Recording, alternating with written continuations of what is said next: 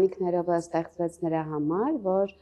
երբ օրինակ ես լսում էի իմ շատ մտերիմ ընկերների հասցեին տարբեր կարծիքներ, ու դա իրականությանը չէր համապատասխանում, որովհետև ես սկսում էի կռվել այդ մարդկանց համար, ես մի օր ուղղակի, այն որ արդյունքներդ աչքերին, որ դու ապացուցում ես, որ դա այդպես չի, հասկացա, որ ես պիտի ունենամ մի վայր, ու դա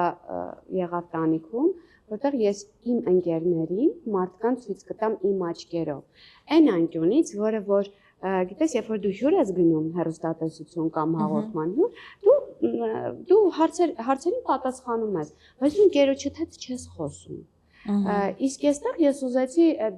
չէ՞ որ որոշակի գաղտնիքների ես տիրապետում եմ արդեն որպես ընկեր, ես գիտեմ մեր շրջանակը, գիտեմ իր մամային օրինակի համար, ինչ միջավայրում է ինքը մեծացել, իր մանկությունը ոնց է անցել, իր քույրիկը կամ եղբայրը իր համար ինչ է արել, ինչքան փող չեն ունեցել, դրա տեղը ոնց են լրացրել, այսինքն երբ որ դու մարդուն այդ շերտերով իմանում ես,